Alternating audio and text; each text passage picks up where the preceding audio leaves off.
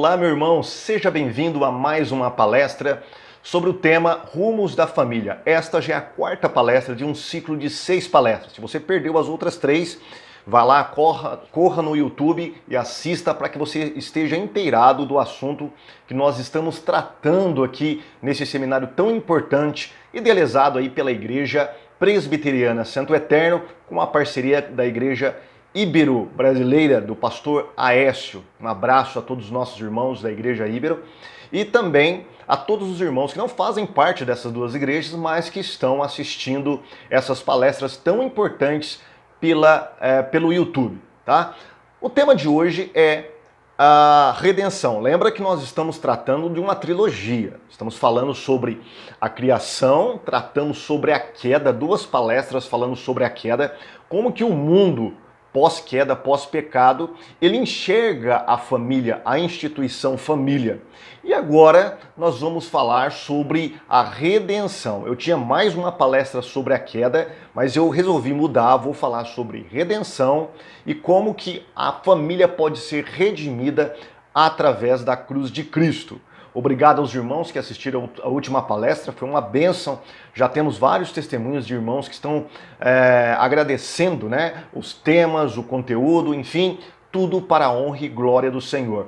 Se pelo menos algumas dessas palestras conseguir edificar a vida familiar de algum dos nossos irmãos que estão nos assistindo, isso já é o bastante, já valeu todo o sacrifício, né, de organizar, de fazer, de implementar todo esse seminário via internet. Já valeu todo o sacrifício e parabéns aí à pastora Margarete e os demais irmãos que estão auxiliando neste projeto tão importante aí agora via internet por causa da crise do coronavírus. Mas enfim, vamos agora focar na nossa palestra. Nós falamos sobre redenção da família. Então, a família ela pode ser redimida pela cruz de Cristo. Quando a gente fala em redenção, geralmente muitas pessoas elas acreditam ou pensam que a redenção ela está restrita apenas à salvação da alma da pessoa. Ou a pessoa ela é salva do inferno ou ela é salva para ir para o céu. Enfim, a salvação na mentalidade de muitos é apenas uma redenção individual que toca apenas na alma do indivíduo. No entanto, a Bíblia ela fala que a redenção em Cristo ela é muito mais abrangente. A redenção em Cristo ela abrange todo o universo. É o que Paulo diz lá em Colossenses, que Cristo, pela sua cruz, ele redimiu todas as coisas, tanto as que estão no céu quanto as que estão aqui na terra. E lá no capítulo 8 de Romanos, Paulo vai falar que a própria criação, ela geme esperando ser redimida, a redenção última na glorificação pela ressurreição do corpo dos seres humanos. Olha que bom, né? Então Cristo, a redenção de Cristo, ela abrange céus e terra e ela toca em todas as dimensões da vivência do ser humano. Inclusive na família. A família também é o foco da redenção de Cristo. Se nós olhamos para Gênesis e vemos ali a família sendo destruída, a família sendo quebrada como um projeto de Deus, e nós acompanhamos durante toda a história como o ser humano tenta, né, remendar o que foi quebrado no Éden, não consegue, ele aparece com vários tipos, né, de formatos de família que estão fora da vontade de Deus, que está explanada na sua palavra. Mas agora, através da cruz de Cristo, Cristo nos traz uma nova esperança, Cristo nos traz um novo referencial de família. E ele deixa para nós alguns mandamentos importantes, algumas dicas, algumas leis que, se aplicadas à família, ela tem o poder de redimir o núcleo familiar e voltar a ser como era no Jardim do Éden. Aliás, eu acredito que a família redimida por Cristo, ela supera o que era projetado para Adão e Eva no Éden. Tá? Nós vamos ver o porquê disso aí. Então vamos falar sobre a redenção da família.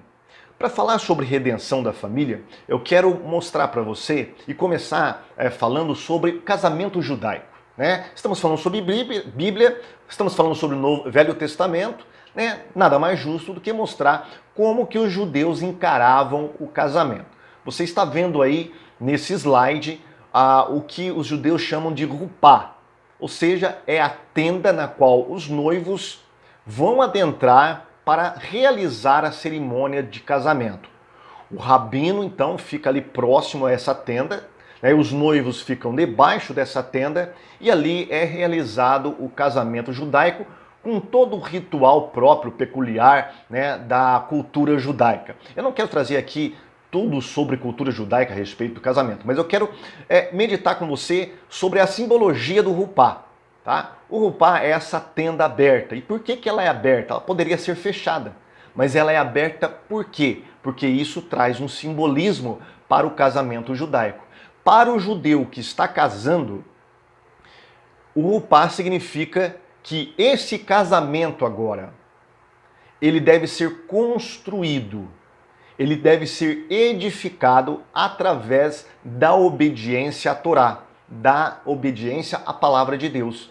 Então, isso que está aberto nessa tenda, ele deve ser colocado, né? O marido deve, juntamente com a sua esposa, deve construir as paredes, né, do que simboliza esse casamento. Então, é uma construção do casamento pelo casal judeu. E nada melhor do que construir com um manual nas nossas mãos, né? Quando você recebe um móvel na sua casa, antigamente não, mas hoje parece que as firmas estão otimizando melhor essa questão aí de logística.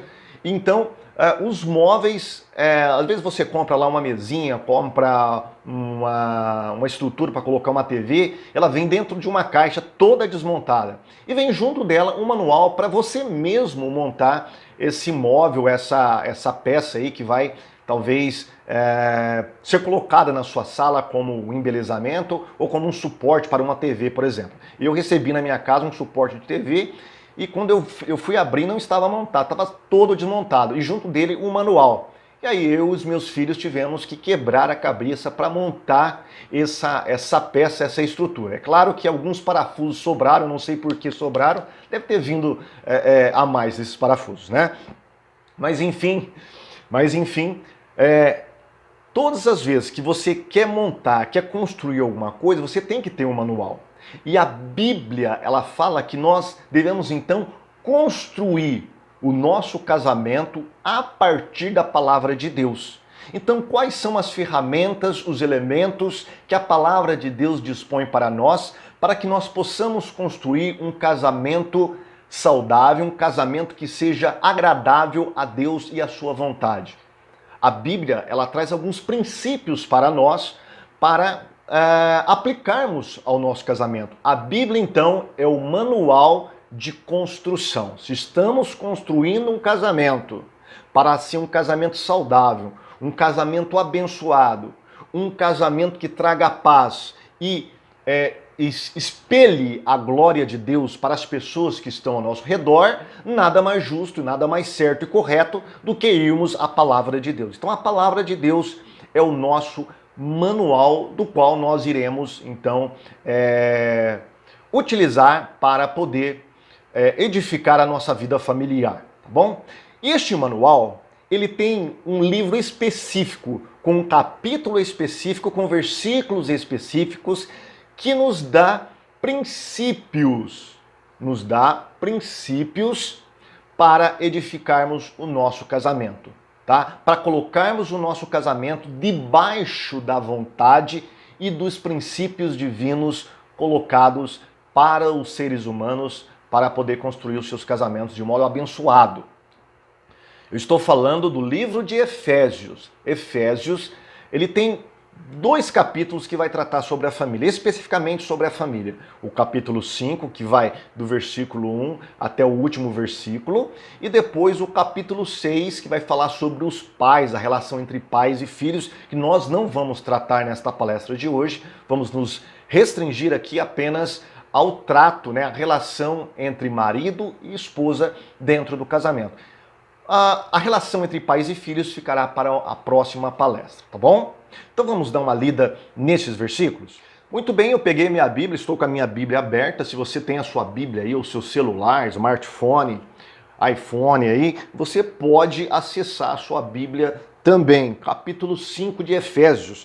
Vamos ver o que Paulo fala sobre a família. Muitas pessoas pensam que o trato de Paulo com a família começa na metade do capítulo, e não é verdade. O trato com a família, ela tem todo um contexto e começa no versículo 1 do capítulo 5 de Efésios, tá? Capítulo 5 de Efésios, a partir do verso 1. Olha o que diz o apóstolo Paulo. Portanto, sejam imitadores de Deus como filhos amados. Então Paulo já começa a falar que nós devemos imitar o próprio Deus, né? E vivam em amor como também Cristo nos amou e se entregou por nós como oferta e sacrifício de aroma agradável a Deus. Então Paulo fala que como nós vamos imitar a Deus? Através de amar as pessoas. Mas que tipo de amor é esse? É o amor do tipo que Cristo veio trazer para nós, ou seja, um amor sacrificial. Entre vocês não deve haver nem sequer menção de imoralidade sexual. Opa, isso trata também sobre o casamento. Como também de nenhuma espécie de impureza e de cobiça, pois essas coisas não são próprias para os santos. Não haja obscenidade, nem conversas tolas. Olha aí o diálogo entre a família, né? Nem gracejos imorais, que são inconvenientes, mas ao invés disso, ações de graças. Porque vocês podem estar certos disto, nenhum imoral, impuro ou ganancioso que é idólatra tem herança no reino de Deus. Ganancioso, que está falando também da família. Por exemplo, tem muitos pais de família que largam o convívio familiar e vai tentar conseguir bens materiais. Tem 1, 2, até 3 empregos para poder conseguir mais coisas. Esquece o que é mais importante, que é a família. Isso aqui também fala sobre casamento, viu? Ninguém os engane com palavras tolas, pois é por causa dessas coisas que a ira de Deus vem sobre os que vivem na desobediência. Portanto, não participem com ele dessas coisas. Porque outrora vocês eram trevas, mas agora são luz no Senhor. Vivam como filhos da luz. Deixa eu ver aqui. Porque aquilo que eles fazem oculto até mencionar é vergonhoso, mas tudo que é exposto pela luz torna-se visível, pois a luz torna visível todas as coisas. Né? Agora vamos para o verso 15. Tenham cuidado com a maneira como vocês vivem, porque não seja como insensatos, mas como sábios, aproveitando ao máximo cada oportunidade, porque os dias são maus. Mas procurem compreender qual é a vontade do Senhor. Não se embriaguem com vinho que leva à libertinagem, mas deixe-se encher pelo Espírito, falando entre vós com salmos, hinos e cânticos espirituais, cantando e louvando de coração ao Senhor, dando graças constantemente a Deus, ao Deus Pai, por todas as coisas em nome de nosso Senhor Jesus Cristo. Aí aqui ele começa a entrar. Tudo isso aqui é um contexto familiar, tá? Agora ele começa a entrar especificamente na família. Sujeitem-se uns aos outros por temor de Cristo. Mulheres, sujeite-se cada uma a seu marido, como ao Senhor. Pois o marido é o cabeça da mulher, como também Cristo é o cabeça da igreja, que é o seu corpo, do qual ele é o Salvador. Assim como a igreja está sujeita a Cristo, também as mulheres estejam em tudo sujeitas aos seus maridos. Maridos, ame cada uma a sua mulher, assim como Cristo amou a igreja e entregou por ela, para santificá-la, tendo-a purificado pelo lavar da água, mediante a palavra, e para apresentá-la a si mesmo como igreja gloriosa. Olha que coisa maravilhosa que Paulo traz aqui. Essa expressão, tendo-a purificado pela lavagem da água mediante a palavra, está falando de um ritual que era feito pelas mulheres após a menstruação ou após ter dado à luz a uma criança. Então a mulher, quando estava nos dias de menstruação, ela se tornava impura.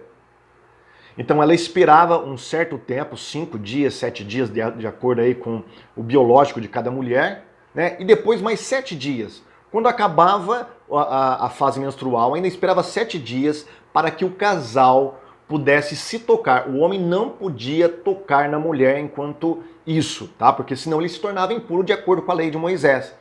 Mas depois desse tempo, o que a mulher fazia? Em toda a casa judaica havia uma piscina. A piscina da purificação, para a pessoa se lavar, para se tornar pura ritualmente falando.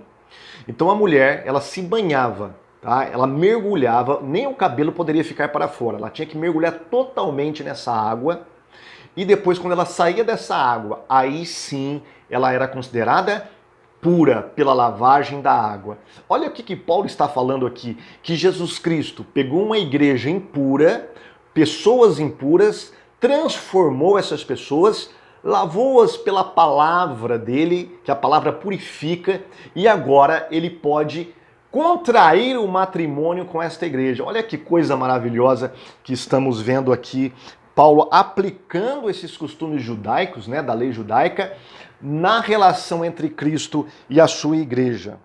Purificado pelo lavar mediante a palavra e para apresentá-la a si mesmo como igreja gloriosa, sem mancha, sem ruga ou coisa semelhante, mas santa e inculpável. Da mesma forma, os maridos devem amar cada um a sua mulher como a seu próprio corpo. Olha aqui, está voltando para Gênesis, né? E serão os dois uma só carne. Se é uma só carne, o corpo da mulher e o corpo do marido é um só corpo.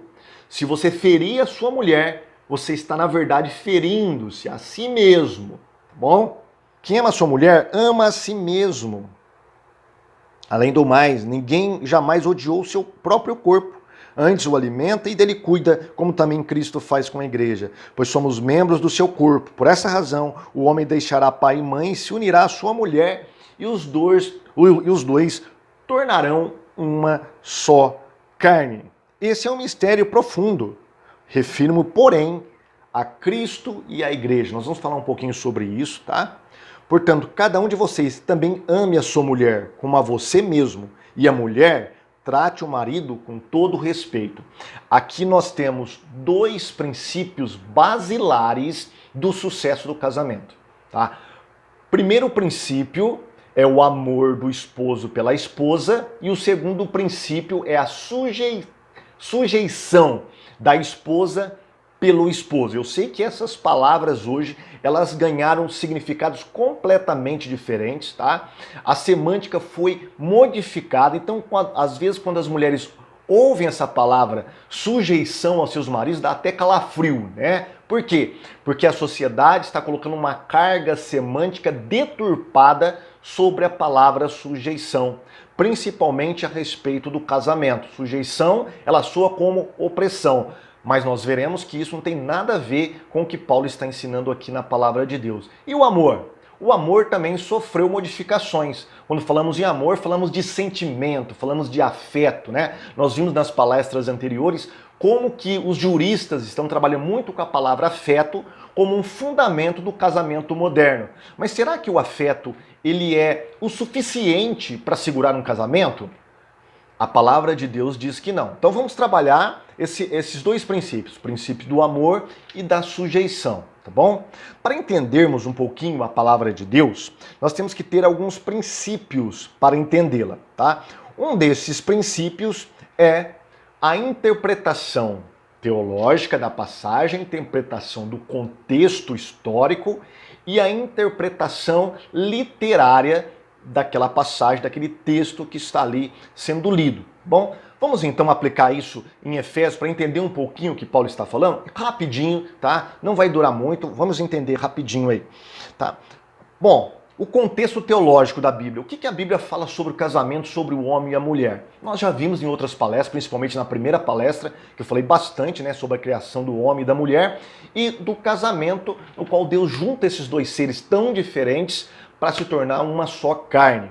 Então os dois, homem e mulher, se torna a imagem de Deus, uma só carne. Então há uma igualdade, tá? O homem e a mulher, nenhum é superior ao outro, mas também há diferenças, muitas diferenças entre o homem e a mulher. Não só na parte física, mas também na psicológica, tá? E até nas percepções espirituais entre o homem e mulheres são diferentes, tá? As percepções entre ambos são diferentes.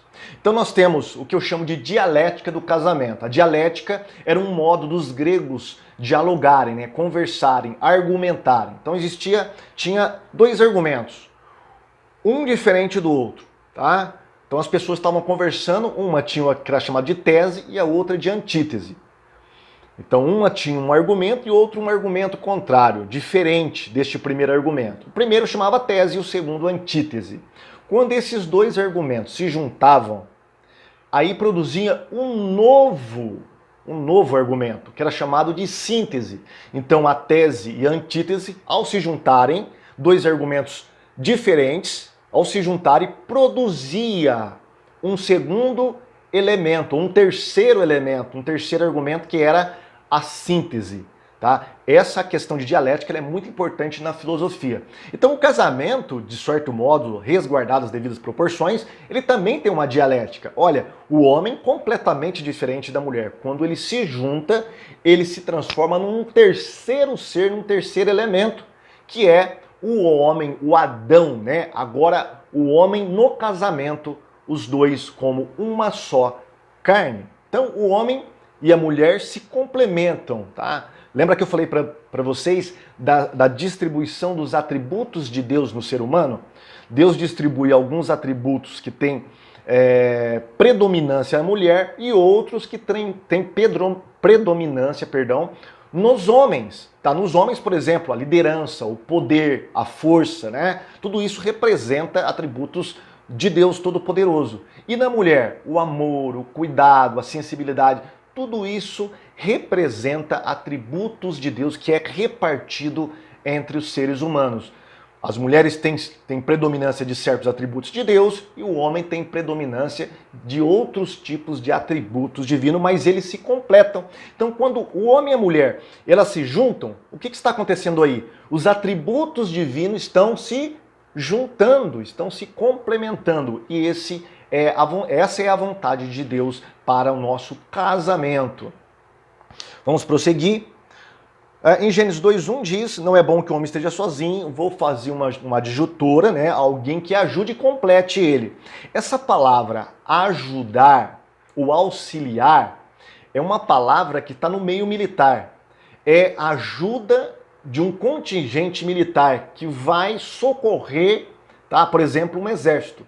Tá? Um pelotão que vai socorrer um exército. Então ele vai ajudar naquilo que falta no exército. É essa ideia que Deus trouxe quando falou que a mulher seria uma ajudadora do homem, alguém que ajude o homem, porque o homem ele não é completo em si mesmo. Tá? O homem ele não foi feito para mandar em tudo, para pensar em tudo, para dominar tudo e para liderar tudo. Ele precisa de alguém que o ajude, que o complete. Tá? Aí o homem fala e exclama, né? Essa finalmente é ossos dos meus ossos e carne da minha carne. Será chamada mulher, porque do homem foi tirada. Então, se foi tirada do homem, tem que voltar ao homem. Lembra que eu mencionei para vocês aquela cultura judaica, né? Que os judeus, uma certa tradição judaica, acredita que no princípio havia um só Adão e Eva, então foi tirada, a alma de Eva foi tirada deste Adão. Então, eles só se completam no casamento. É o que estamos vendo aqui, né? A ajudadora e aquela que vai completar o homem. Que coisa maravilhosa, né? Então a mulher não é um ser alienígena, né? Não é uma outra coisa, um corpo estranho, não.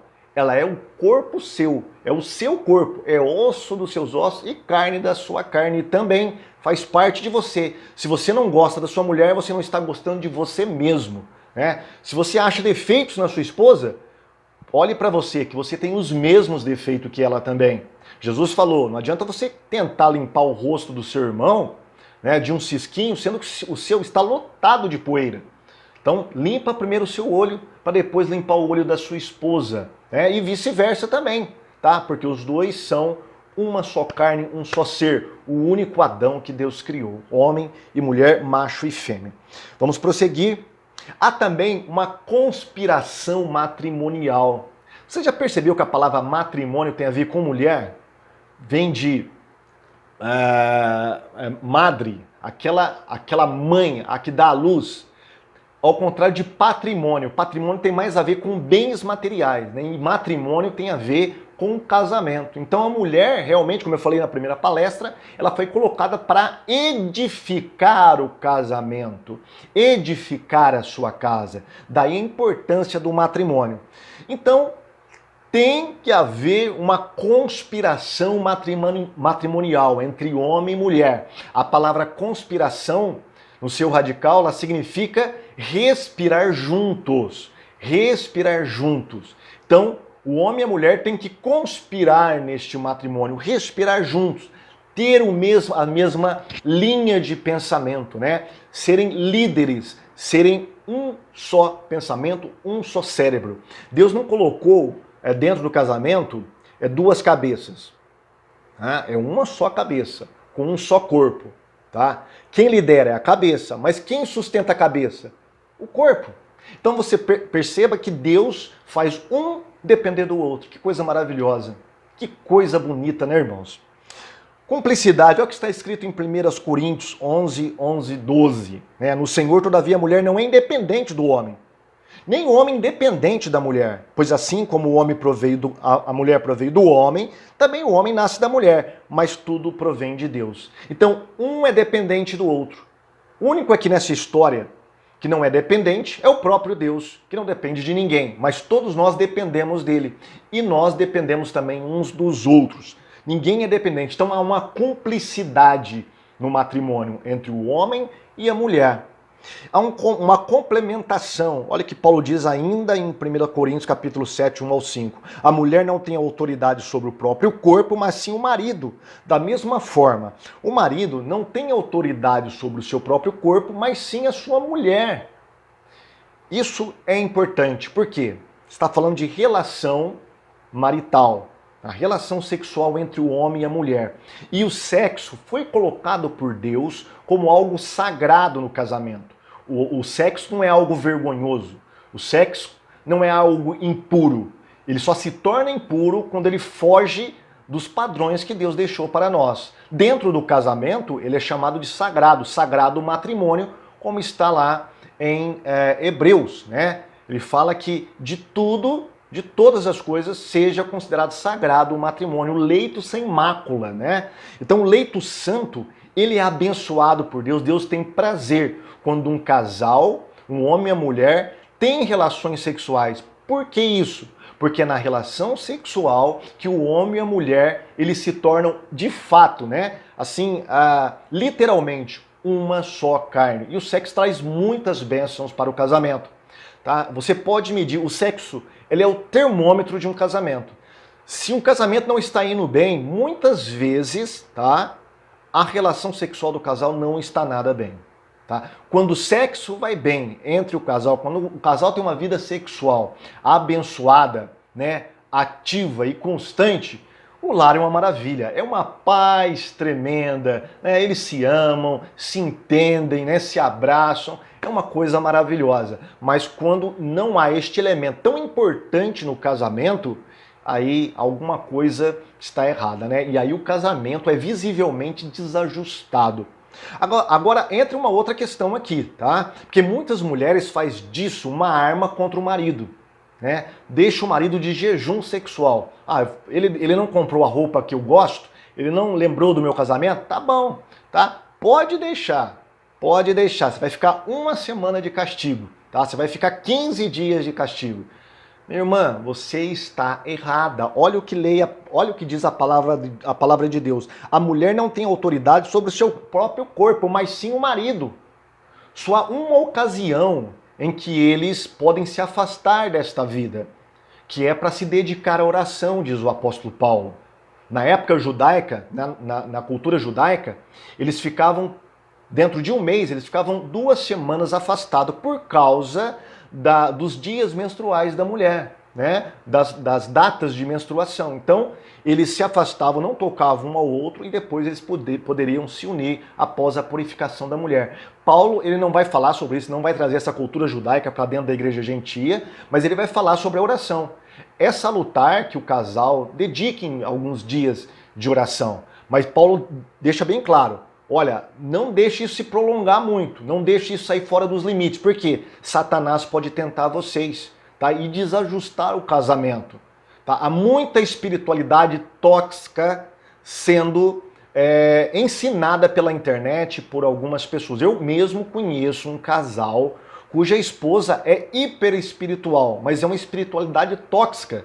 e ela tem problemas, eles têm problemas, né, nessa parte sexual do casamento, no que toca à vida sexual do casal. Enfim, tá? Paulo está falando aqui que eles se completam e eles são dependentes uns dos outros. Não há inferioridade ou superioridade. Ambos, homem e mulher, são a mesma pessoa, a mesma carne quando eles contraem o matrimônio.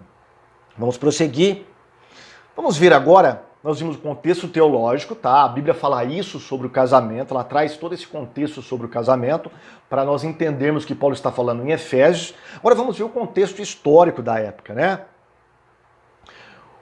O pecado, ele degradou, como nós falamos, o casamento do homem para com a mulher, tá?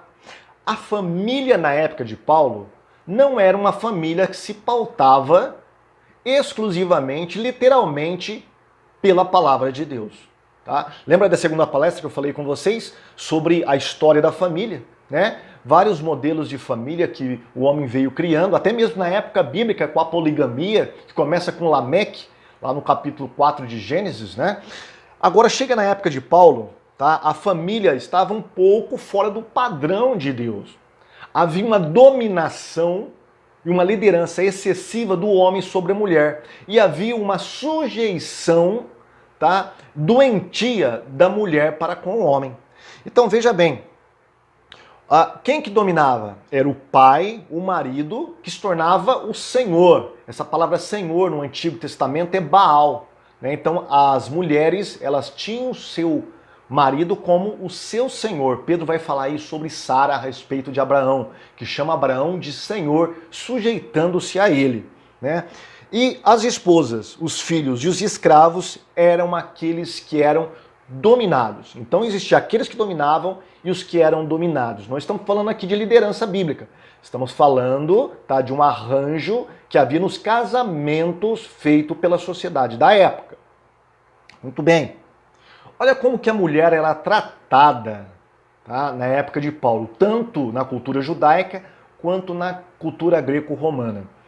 Para o judeu, ele tinha uma oração. Talvez você já até tenha ouvido, né, um pregador falar sobre essa oração que o homem proferia, né, que o homem judeu proferia para Deus.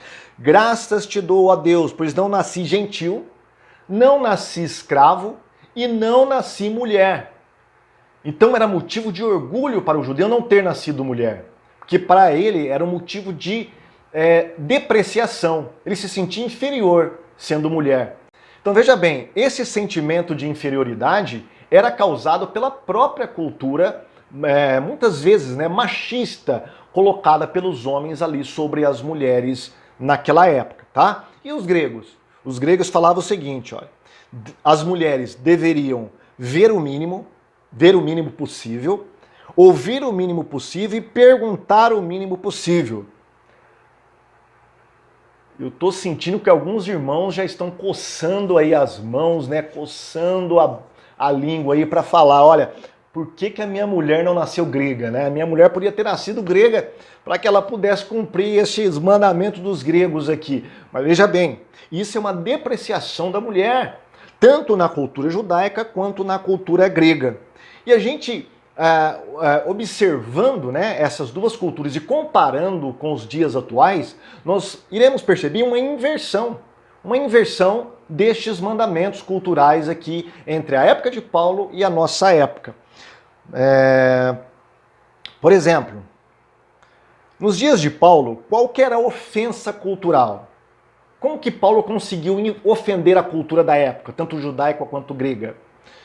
Quando ele diz, maridos, ame cada um a sua esposa, como Cristo amou a igreja. Ele entregou a vida por ela. Então isso era um escândalo, era uma ofensa cultural na época, falar para o marido amar incondicionalmente a sua esposa, né, a ponto de entregar a sua vida por ela. Tá? E qual que é a ofensa cultural hoje? É justamente da esposa se sujeitar ao marido. Esposas, sujeites cada um ao seu marido como ao Senhor. Isso é um escândalo cultural hoje, é uma ofensa cultural. Na época de Paulo, a ofensa cultural era o marido amar a esposa. Hoje em dia, a ofensa cultural é a mulher se sujeitar ao seu esposo. Você vê como que as coisas vão mudando com o passar do tempo, né? Mas a Bíblia, ela traz um equilíbrio para todas essas coisas, tá bom? Tanto para o amor do homem para com a mulher e também da sujeição da mulher para com o seu marido. Ainda no contexto, né, literário do livro, da epístola aos Efésios, perdão, tá? Nós devemos observar, para entender a epístola, ou todas as epístolas de Paulo, que Paulo divide as suas epístolas em duas partes. A primeira parte tem a ver com ortodoxia e a segunda parte tem a ver com ortopraxia, ou seja, ortodoxia, aquilo que é ensinamento verdadeiro, e ortopraxia, aquilo que é a prática verdadeira. Ou seja, todo o ensinamento de Paulo tem que ser praticado. Paulo tirou isso de Jesus. Quando Jesus acaba de proferir o Sermão do Monte, que vai no capítulo 5, 6 e 7, né, ele acaba dizendo o seguinte, olha, eu vou comparar o homem que ouve essas minhas palavras àquele homem que construiu a sua casa sobre a rocha. Veio os ventos, a tempestade, a chuva, deu sobre ela e ela continuou firme. Mas aquele que ouve estas minhas palavras, quais palavras? Tudo o que ele falou no Sermão do Monte. Eu vou comparar o homem que construiu sua casa sobre areia. Não tem alicerce seguro. Vem o vento, as tempestades, as tribulações da vida, as dificuldades, as crises, vem sobre o seu casamento, sobre a sua vida, sobre a sua casa e acaba derrubando e será uma grande ruína, tá? Então Paulo, ele não queria apenas que os seus leitores conhecessem a doutrina, mas antes que praticassem essa doutrina, tá bom? Isso tem a ver com questões de status e papel social. Vamos voltar agora para a sociologia, né? E para a antropologia também. Status e papel social. O que é um status? Um status é uma posição que dado indivíduo galga na sociedade, no seu grupo, né? Ele recebe certo status. Esse status, ele tem que vir amparado por papéis. Tá? Papéis são os comportamentos dessa pessoa que está neste patamar tão alto agora no status, né? Então todo o status deve corresponder aos seus papéis sociais e vice-versa. Por exemplo, qual seria o papel de um político? Tá? Primeiro, ser honesto, né? Trabalhar com uma coisa pública e não como se fosse uma coisa privada, né? E fazer lá o que ordena a lei, né? Se for do legislativo, verificar o que o executivo está fazendo, propor leis, enfim. Agora, quando um político ele começa a roubar, ele começa a trazer a coisa pública como se fosse algo particular para ele mesmo, tomar proveito, fazer leis em causa própria, esse político, neste momento, o seu papel não corresponde ao seu status, tá? E agora no casamento? Da mesma maneira acontece no casamento, tá? O homem e a mulher têm papéis. Por quê? Porque eles estão em status colocados por Deus, o status do casamento. E nesse status, cada um deles tem os seus papéis que precisam ser desenvolvidos. E Paulo fala aqui na epístola quais são esses papéis, tá?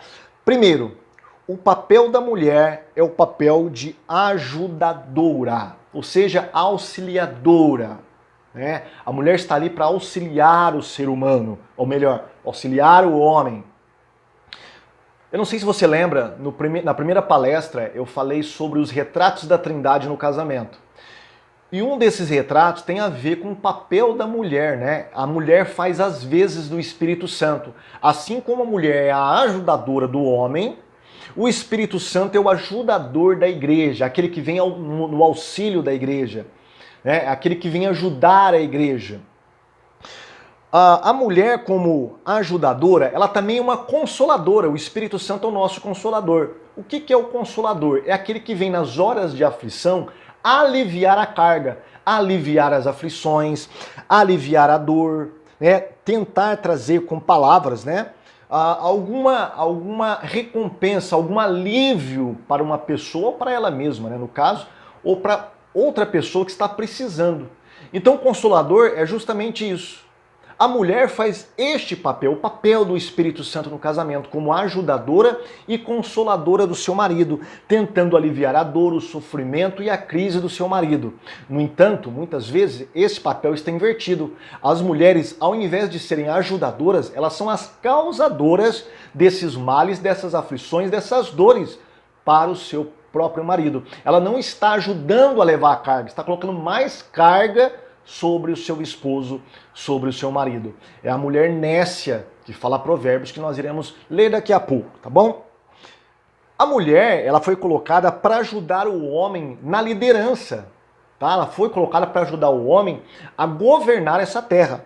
Lembra lá que em Gênesis capítulo 1, versículo 27, olha o que está escrito: encham e subjuguem a terra, tá no plural, é homem e mulher, tá? É o Adão, casamento, né? O homem dentro do casamento, macho e fêmea como uma só carne. Eles devem encher e subjugar a terra, dominar sobre os peixes, o mar e sobre todos os animais que se movem sobre a terra. É um mandato político do ser humano, né? O mandato né, administrativo. O homem então recebe esse poder de Deus de dominação. Mas que homem? O macho só? Não, macho e fêmea. Enche e subjuguem a terra. Então a mulher está para ajudar o homem na governança do lar, está para ajudar o homem na administração do lar. Agora, quando a mulher ela não faz as vezes de uma ajudadora, de uma consoladora, tá? Ela começa a destruir o seu próprio lar com as suas próprias mãos, ou através ou talvez até com as suas próprias palavras. Mas vamos prosseguir aqui. Tá? Eu fico percebendo, né? Fico meditando no texto bíblico e às vezes eu pergunto por que Deus falou que não era bom que o homem estivesse sozinho, né? Adão, se continuasse sozinho no Éden, ele iria se perder. Você já percebeu que todas as vezes que o homem fica em casa com os filhos longe da esposa, ele só faz besteira? Só faz besteira. O homem não sabe aonde estão os pratos, que roupa ele deve lavar, a casa fica sujo, os filhos ficam maltratados, né? Por quê? Porque esse é o serviço de mãe. Muitas vezes o homem é deixado sozinho com os filhos, é um perigo tremendo. Preste atenção nesses marmanjos. O que esses marmanjos fazem quando as esposas não estão em casa? Preste atenção. Para segurar o bebê, olha o que ele fez. Amarrou a roupinha da criança no pé do berço, para a criança não ficar andando. Ele devia estar assistindo TV ou mexendo na internet, alguma coisa assim, né? Para o bebê não dar trabalho. Olha o que esse marmanjo faz. Olha esse outro. Faz do bebê uma tábua, né? Para comer lá o seu bolo, o seu manjar, não sei o que ele está comendo ali. A criança funciona como uma tábua. Agora, olha esse aí. Esse é a gota d'água, né? Da criatividade do marido para tomar conta do lar sozinho. Ele está dando de mamar para a criança, né? Ele improvisou ali, né, a foto da esposa, colocou no rosto para a criança olhar, verificar a face da mãe, colocou ali eu não sei como é que chama isso, né? Um tipo de um sutiã, não é sutiã, tem um outro nome, né? Colocou uma mamadeira por baixo para simular o seio da mãe. Olha onde vai a criatividade do ser humano, do homem. Por isso que o homem não pode ficar sozinho em casa, tá? Por isso que Deus falou assim, ó, rapidamente eu tenho que fazer uma ajudadora para ele, para que ele não fique sozinho no lar. Esse outro aqui colocou a criança longe dele e ficou balançando, né? Enquanto ele estava tomando ali um suco, não sei o que ele está tomando ali, uma bebida, né? Ele está ali balançando a criança, então ele não precisa se envolver com a criança. É a criatividade do ser humano, né? Do homem sendo colocado aí, né, como o rei do lar. Isso não dá certo. Por isso que Deus falou, não é bom que o homem esteja sozinho. Far-lhe-ei uma ajudadora para que seja idônea, ou seja, tenha a cabeça no lugar e não faça essas barbaridades que você viu aí. Muito bem. A mulher também, ela é a conselheira. Como ajudadora, colocada junto ao homem, ela é a conselheira. Eu gosto muito de uma interpretação, né, que Matthew Henry, o grande teólogo, né, do século XVI, acho que é século XVII, se não me engano, ele fala quando ele vai comentar o versículo de Gênesis, quando Deus cria a mulher. Ele fala que Deus criou a mulher não dos pés, para que o homem pisasse nela, não da cabeça, para que mandasse no homem, mas criou a mulher do lado, para que ela fosse uma ajudadora do homem, estivesse ao lado dele. Criou abaixo do seu coração, para que o homem pudesse amá-la. E também criou debaixo dos seus ombros, ou debaixo dos seus braços, para que ele pudesse protegê-la. Olha que coisa bonita, né? Eu acho interessante isso aí. Teve um pastor que falou assim, olha, eu não gosto daquela expressão que por detrás de um grande homem há uma grande mulher. Eu prefiro dizer que ao lado de um grande homem há uma grande mulher. E de fato a Bíblia fala que da costela de Adão, do seu lado, a mulher foi tirada. Não foi de trás das suas costas, mas da costela, do lado dele. A mulher, então, ela é a conselheira. Uma mulher sábia, sabe aconselhar muito bem o seu marido, né? Nós temos exemplos bíblicos, por exemplo, Sara, que aconselhou Abraão, a Abigail, que aconselhou Nabal, e ele não deu ouvidos à sua mulher e acabou morto por causa de um conflito que ele teve com o rei Davi. E por último, a própria mulher de Pilatos, ela teve um sonho onde ela viu o sofrimento de Cristo, foi e avisou o marido, olha, não se mete com esse justo, porque eu sofri muito por causa dele no sonho. E talvez por isso que Pilatos lavou as mãos, né? Falou assim, ó, deixo para vocês, judeus, isso é coisa de lei judaica, vocês que se viram. Quer crucificá-lo? Que crucifiquem, tá? Talvez porque ele deu ouvido à sua mulher. Mas ele foi covarde, né? Mas ainda bem, porque tudo isso estava dentro dos planos de Deus. Jesus morrer por nós naquela cruz do Calvário. A mulher, eu não sei se é verdade o que o pessoal dizem, ela tem um sexto sentido. Eu não sei se ela tem um sexto sentido. Eu só sei que a mulher tem um sentido muito aguçado, mas muito. Tá? Tanto é que na primeira palestra eu falei para vocês a diferença do cérebro do homem e da mulher. Tá? A mulher consegue trabalhar nos dois hemisférios cerebrais, enquanto o homem trabalha um hemisfério de cada vez. O que significa isso? A mulher consegue relacionar várias coisas ao mesmo tempo. Por isso que ela consegue fazer as coisas, 3, 4 coisas ao mesmo tempo. E o homem consegue fazer uma só. Por quê? Porque o homem trabalha com especialização. Ele trabalha com coisas particulares, né? Em especializar num certo movimento, numa certa atitude, num certo pensamento, num certo ato. O homem fala do que ele está pensando, a mulher fala do que ela está sentindo. Tá? Então, muitas vezes, as mulheres dão bons conselhos aos maridos, mas os cabeças duras não ouvem muitas vezes as suas mulheres. A mulher que é crente, a mulher que tem o temor do Senhor, ela deve dar conselhos aos seus maridos. Tem um pastor amigo meu que ele fala o seguinte, olha, todas as vezes que eu vou tomar uma grande decisão e a minha mulher fala, ó, isso aí não vai dar certo, pode ter certeza, se eu fizer, não dá certo. Todas as vezes. E eu fui testemunha disso, viu, irmãos? É um pastor amigo meu, tá? Eu conheço os dois, e eu fui testemunha disso numa grande decisão que ele ia tomar, seria uma virada de 180 graus na vida deles, né? De toda a família. E ela falou assim, olha, não, eu prefiro ficar, eu prefiro tomar essa decisão.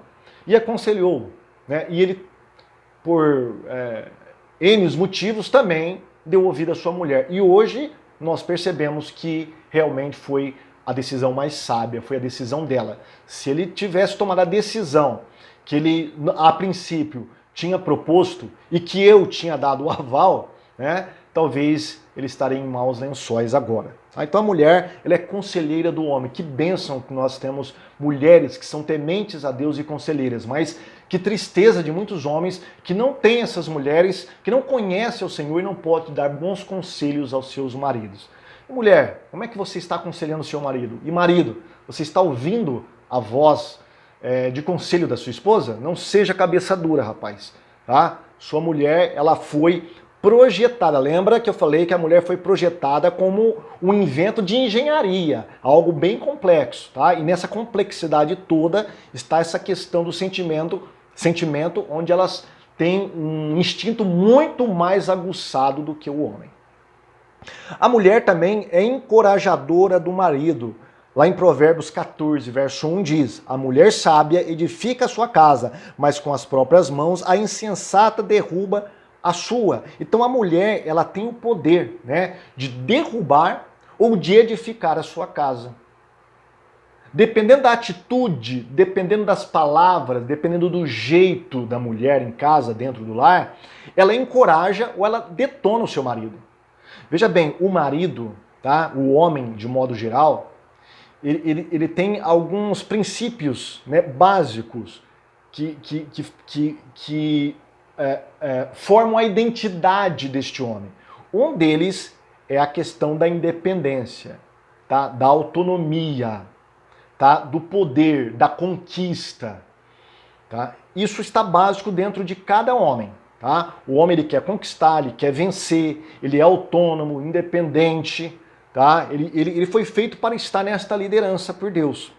Agora, quando um homem fica sem emprego, por exemplo, fica desempregado, como nessa época em que estamos, né? Milhares de pessoas, milhões de pessoas desempregadas, né? E a mulher, ao invés de encorajar o seu marido, ao invés de ajudá-lo, aconselhá-lo de acordo com a palavra de Deus, de ajudá-lo, né? Ela fica dia e noite acusando o seu marido. Você não vai dar em nada, você não consegue, você é um frouxo, você é um incapaz, você é um incompetente, você nunca vai ser ninguém.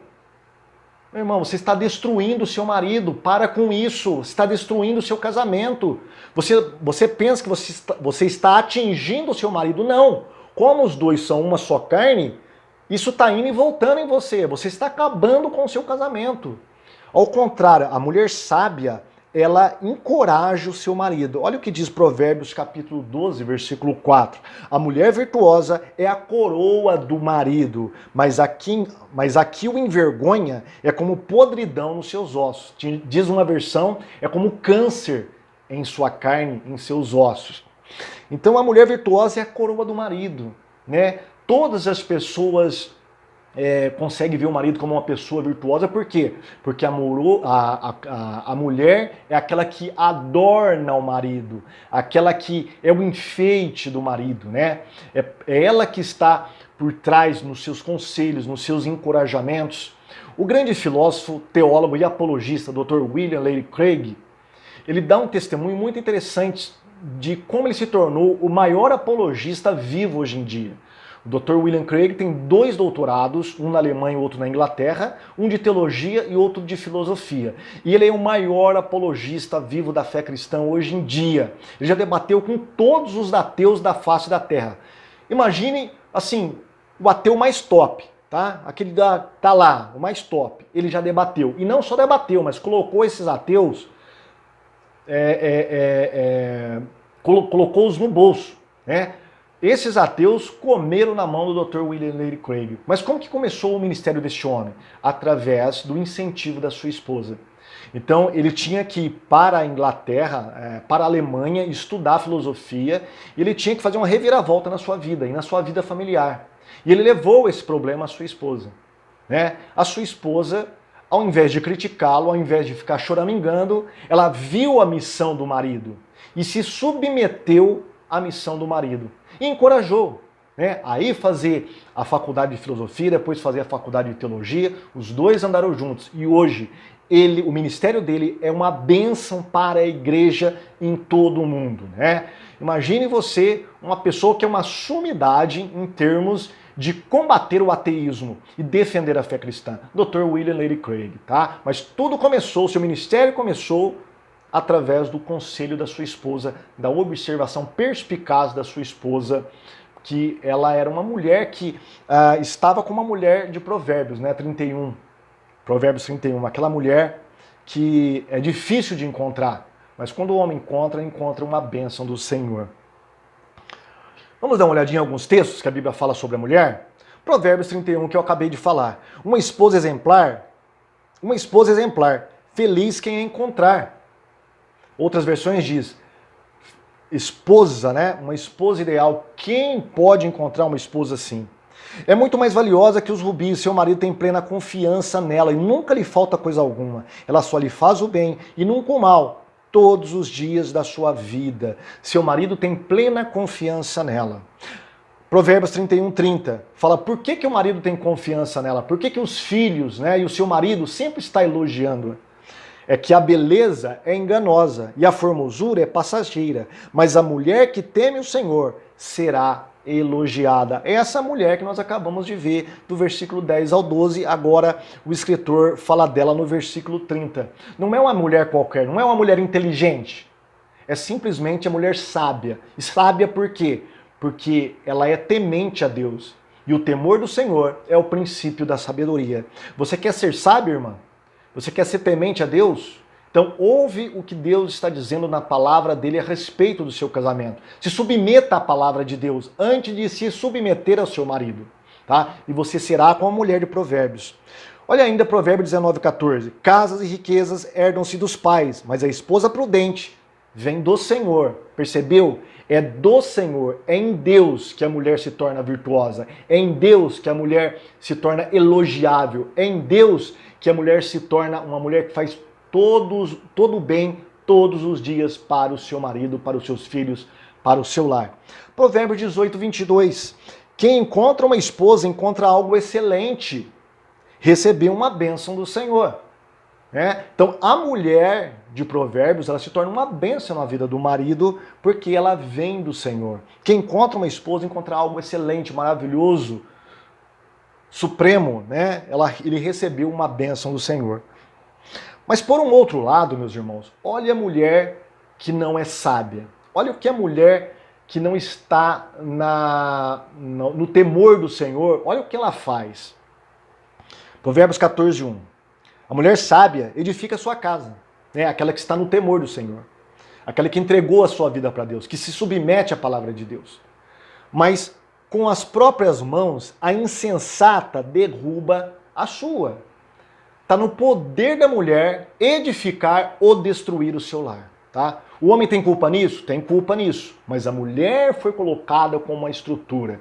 A mulher que é a rainha do lar para trabalhar o relacionamento matrimonial entre o marido e entre os filhos também. Tá? Eclesiastes 7:26 vai falar daquela mulher, né, mundana.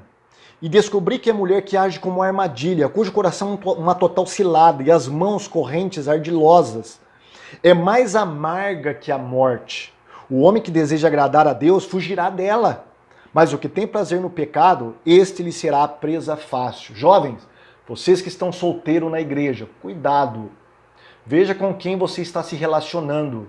A Bíblia fala lá nas epístolas de Paulo sobre o jugo desigual. Né? Israel era orientado por Deus, mais que uma orientação, era uma lei de Deus para que eles não casassem com mulheres estrangeiras. Por quê? Porque isso ia desestabilizar o casamento. E muitas mulheres são assim. Né? Elas, antes de casar, na época do namoro, do noivado, é uma coisa maravilhosa, é um chuchu, é um doce, né? Trata bem o sogro, trata bem a sogra, mas quando ela casa, ela começa a mostrar suas garrinhas. Coitada da sogra.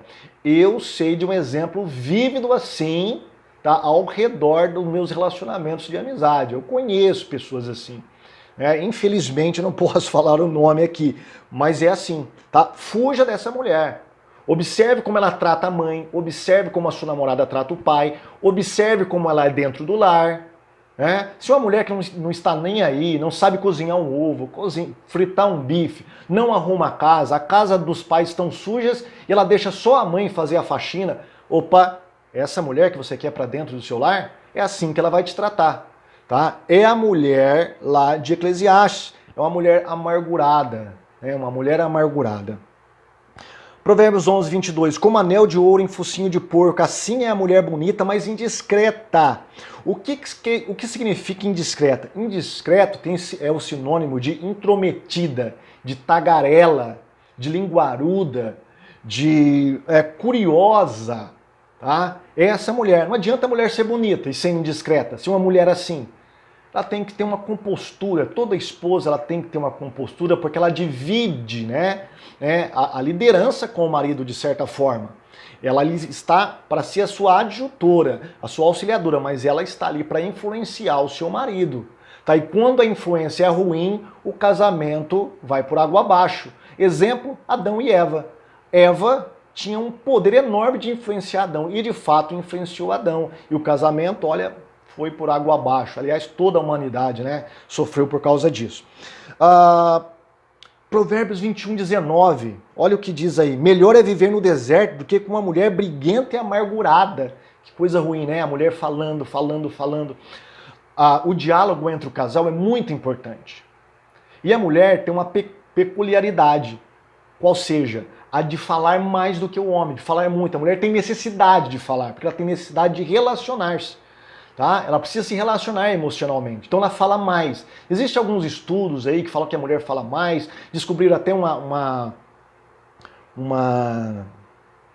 proteína, né, no cérebro feminino, que é uma proteína que aparece em vários animais que gritam demais ou emitem muito som. Tá? Não sei se isso é verdade, mas o caso é que a Bíblia ela trata muito essa questão do falar da mulher, né? Da mulher briguenta, né? Então a mulher tem necessidade. Então se você começa a falar muito e não dá chance de diálogo para o seu marido, tá? Seu casamento vai por água abaixo. Como é que você está tratando as questões do seu casamento? Tá? O casamento ele começa a ir para a ruína não tanto por causa dos problemas que surgem. Não é uma questão de como criar os filhos, como tratar a questão financeira, se gasta mais ou se gasta menos, se tem mais sexo ou menos sexo. Não é essa a questão. Não são esses problemas que acabam com o casamento. O que acaba com o casamento é como você discute isso com o seu cônjuge. Tá? É a maneira que você discute. Tá? Alguém já disse que os gritos começam quando termina o diálogo. Tá? Então, os gritos começam. Não adianta você ficar gritando, atormentando o seu marido, porque isso não vai trazer o bem para o seu casamento. É necessário vocês sentarem juntos, um ouvir o outro. É necessário comunicação para que o casamento encontre uma solução naquela crise. Tá? Então você, minha irmã, e você, meu irmão, que está me ouvindo aqui, vou te dar um conselho. O segredo é comunicação, o segredo é o diálogo. Ah, mas eu estou cansado de ouvir isso. Está cansado, mas não coloque em prática. Olha aqui a mulher, briguenta e amargurada. É melhor viver no deserto do que com uma mulher assim. E o homem também, viu? Tem muito homem ranzinza, muito homem briguento, só vive reclamando. Isso aqui também serve para o homem. Provérbios 21:9. É melhor morar no fundo do quintal do que dentro de uma casa com uma mulher briguenta. Ninguém aguenta uma mulher assim. E um homem assim também, né? Tudo ele reclama, tudo tá errado. Eu tenho um amigo que ele acabou com o casamento dele assim. Por quê? Porque se a mulher ia lavar a louça, não era do jeito dele. Se arrumar a casa, não era do jeito dele. Tudo ele criticava, tudo ele colocava um empecilho ali. E de fato ele é criqui mesmo, viu? Ele faz parte do temperamento dele. E aí isso acabou com o casamento. Houve divórcio, houve separação. Provérbios 27:15-16. O gotejar contínuo no dia de grande chuva e a mulher rixosa, ou seja, briguenta, queixosa, crítica, são semelhantes. Contê-la seria conter o vento, seria pegar o óleo na mão. Então, ninguém gosta de uma mulher assim e também ninguém gosta de um homem assim. Né? A mulher ela deve ser auxiliadora, ajudadora, conselheira e incentivadora do seu marido. Só assim que ela estará fazendo o papel para fazer jus ao status que ela tem de esposa. Se o seu papel não está correspondendo ao status de esposa, então você não está sendo a esposa ideal ou a esposa que a Bíblia fala para você ser, minha irmã. Tá? Observe, faz uma introspecção. Tá? Começa a rememorar quais são as suas atitudes, os seus atos, os seus hábitos. Eles são condizentes com o que diz a palavra de Deus? Ou você está mais se assemelhando a essa mulher de provérbio que ninguém gosta de viver com ela dentro de casa? Muito bem. Agora vamos falar sobre submissão, tá? Lembra que eu falei que esse é um dos elementos? A submissão é um dos elementos importantes para que o casamento dê certo. Assim como é o amor por parte do homem. Vamos falar, nós estamos ainda dentro do papel da mulher, vamos falar então sobre a submissão. Lembra que uma das coisas que o homem mais preza é o respeito. Tá? Por exemplo, você está no trânsito lá, o cara passa de uma vez na sua frente, aí você fala assim, puxa, esse cara me desrespeitou. O homem, ele gosta de respeito. Irmãs, preste atenção. O que seu marido precisa é de respeito. É o que diz Paulo no final do capítulo 5 de Efésios. A mulher deve respeitar. Por quê? Porque o homem, ele preza o respeito. Assim como a mulher, ela preza a segurança e o cuidado para com ela. Tá? Então são dois elementos aqui. Então, nós vamos falar um pouquinho sobre submissão. Lembra que eu falei para vocês que Paulo começa a ensinar sobre o casamento desde o versículo 1, quando ele diz: sujeite-se uns aos outros por temor a Cristo. Então há uma sujeição dentro dos membros da família. Os membros da família, de uma certa maneira, Deus organizou para que eles fossem sujeitos um ao outro. O homem é sujeito à mulher de uma certa maneira e a mulher é sujeita ao marido de outra maneira. Como que a mulher se sujeita ao marido? Através de se submeter à sua liderança. E como que o homem se sujeita à mulher? Através de amá-la, né? Da total devoção à sua esposa, de se sacrificar pela sua esposa. Um dos atributos do homem é a força, é o poder de dominar, tá? Mas o que Deus faz aqui? Ele fala assim, ó, esquece esse poder, tá? Você vai dominar através do serviço, você vai dominar através de amar a sua esposa. E esposa, você deve se sujeitar ao seu marido para que ele possa te amar ainda mais. É isso que está dizendo aqui, tá? A sujeição, então, é a chave para ambos, homem e mulher, mas com formatos diferentes.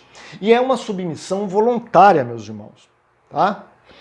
Agora, qual que é o paradigma que Paulo coloca aqui? Ele coloca um paradigma para o casamento, para que haja submissão e para que haja o amor, tá? E ele coloca isso através de uma comparação entre Cristo e a igreja. Então, Cristo e a igreja, eles representam o casamento. Ou melhor, o casamento entre o homem e uma mulher representa o casamento entre Cristo e a sua igreja. Então, quando você olha para Cristo e a igreja, você vê um referencial para o seu casamento. Quando você olha para o seu casamento, você tem que espelhar o que acontece entre Cristo e a sua igreja. Tá? Então, a relação entre Cristo e a igreja é colocada como o parâmetro para o casamento bem-sucedido. Tá? Paulo não vai falar aqui que o homem tem que sujeitar a sua mulher. Tá? Não é isso. Tá? Ele coloca a sujeição entre ambos os sexos. Tá? O homem e a mulher têm que se sujeitar um ao outro. O homem e a mulher têm que amar um ao outro também. E qual o referencial disso? Tá? Qual o meu exemplo para isso? Cristo e a igreja. Olha o que Paulo diz: esposa, sujeite-se cada uma ao seu marido como ao Senhor, pois o marido é o cabeça da esposa, tá? Como Cristo é o cabeça da igreja. Então, Cristo é o exemplo para o marido, enquanto a igreja é o exemplo para a mulher. E essa submissão aqui, tendo Cristo como exemplo, tá?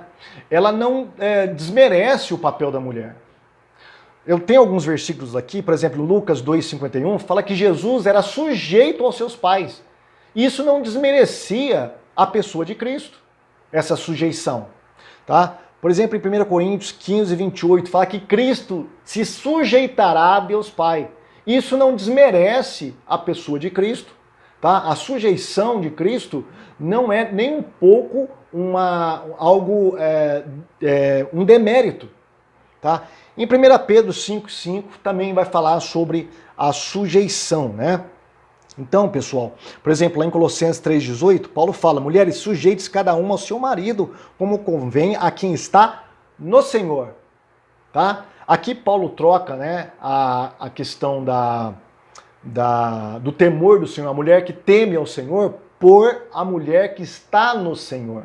Tá? É a mesma coisa. A mulher que está em Cristo, a mulher que está no Senhor, é a mulher que teme o Senhor lá do Antigo Testamento.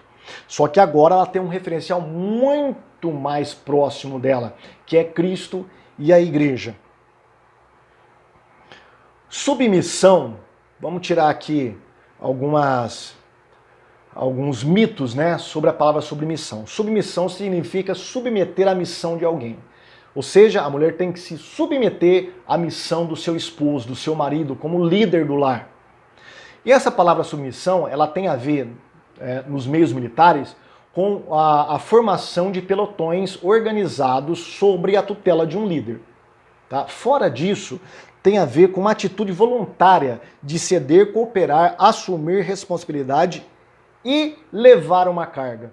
Então, se submeter, né, se sujeitar, é ajudar o marido a levar uma carga que está sobre ele como uma missão. Agora, o que o movimento feminista faz hoje, né? Isso aí passou para toda a nossa sociedade. A mulher quer estar em igualdade com o homem. Ela está levando uma carga que não é dela. Ela está levando uma carga que deve estar nas costas do marido e não dela. Ela deve estar o quê? Como um suporte, né? Ajudando o seu marido a levar essa carga. Há muitas mulheres abençoadas na igreja. Tá? Há muitas mulheres abençoadas no lar que sabem fazer coisas, às vezes, né, certos tipos de coisas melhores do que o seu marido. Não estou falando de cozinhar, de arrumar a casa, não é isso. Estou falando, às vezes, de finanças. Estou falando, às vezes, de orientação, de aconselhamento. Elas são excelentes. Dentro da igreja também tem irmãs maravilhosas que são suporte para o ministério. Né? Por exemplo, as irmãs aí da Igreja Presbiteriana do Santo Eterno, que auxiliam a nossa irmã, que é uma pastora. Agora, né? A submissão, ela deve ser voluntária. Paulo não está dizendo para o homem sujeitar a mulher. Não é de modo violento.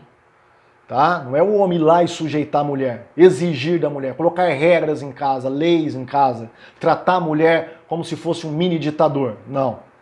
É uma sujeição voluntária. É a mulher que tem que se sujeitar. É ela que tem que tomar consciência dessa sujeição. Tá? A submissão deve ser, então, voluntária, não como um dever, mas como um exercício de gratidão. A mulher deve ser grata, por isso ela deve se submeter ao seu marido. Nós vamos falar a parte do marido depois, viu, irmãos? Tá? O que Deus está dando para a mulher? Todos os elementos que vai compor a chave para conseguir conquistar o coração do seu marido. Tá? Esse é o elemento que os elementos que Deus está dando para a mulher.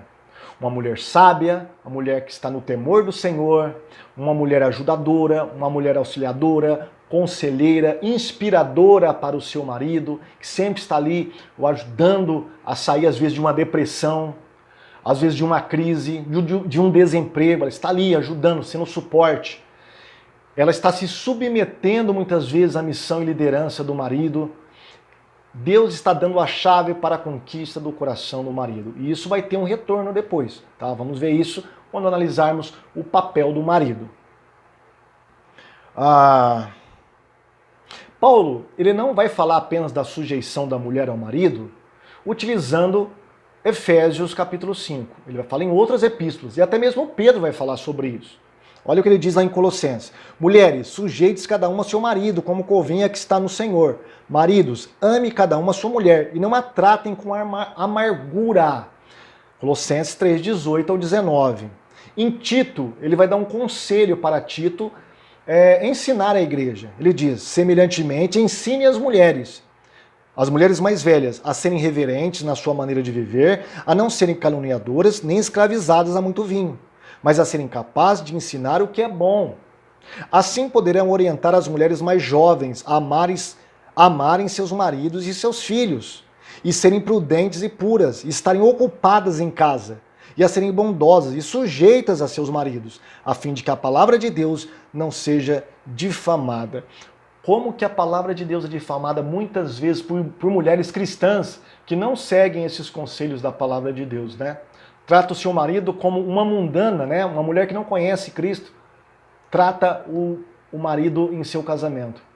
Né? Ela não tem prudência, ela é tagarela, ela é mexeriqueira, ela é briguenta, né? Opa, pera um pouquinho, está faltando alguma coisa. Quando Paulo começa a explicar o capítulo 5 de Efésios, tem uma parte lá que ele fala, enchei-vos do Espírito. É para você estar sob o controle do Espírito Santo. A submissão, a sujeição de um para com o outro só é possível dentro de um casamento onde marido e mulher estão sob o poder e a sujeição do Espírito Santo de Deus. Vamos prosseguir? Agora, Pedro, do mesmo modo, mulheres, sujeitem-se cada um ao seu marido, a fim de que, se ele não obedece à palavra, seja ganho sem palavras pelo procedimento de sua mulher, observando a conduta honesta e respeitosa de vocês. Muito bem, falamos do papel da mulher, do status de esposa. Agora nós vamos falar sobre o papel do marido dentro do casamento, tá? A Bíblia diz que o marido é o cabeça da mulher, assim como Cristo é o cabeça do marido. Na cabeça estão todos os elementos cognitivos de liderança. Tá? Quando você conversa com uma pessoa, você olha para o pé dela? Não, você olha para a cabeça dela. É com a cabeça que você vai tomar uma iniciativa, estabelecer um diálogo, né? Tomar alguma decisão. Então, quando o homem é colocado como cabeça, ele tem alguns papéis a desenvolver nessa liderança.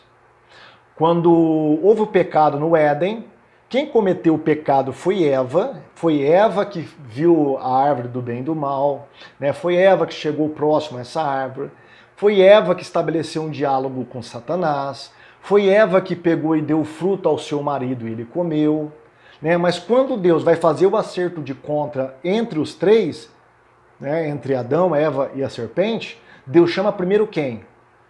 Adão. Ele vai atrás de quem? De Eva? Não, vai atrás de Adão. Mas vamos ver aqui a questão do marido como o cabeça do lar.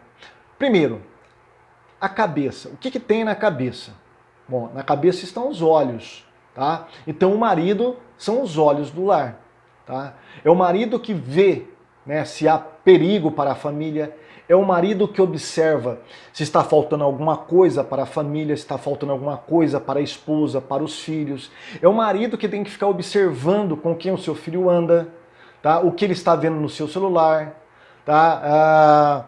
Como é o comportamento dele, se mudou ou não. É seu marido que tem que ver isso, é o marido que tem que ver isso, e isso é o papel dele, tá? Como você, marido, está observando a sua família? Você está usando os seus olhos de sentinela, de observação, como cabeça do lar, para ver se há perigo ou não para a sua família, para ver se ela está sendo saciada, se ela está tendo necessidade de alguma coisa ou não no seu casamento? Tá? O que está faltando para a sua esposa? O que está faltando para o seu filho? Tá? O que você está dando para eles? Quais são os perigos que está vindo sobre a sua casa?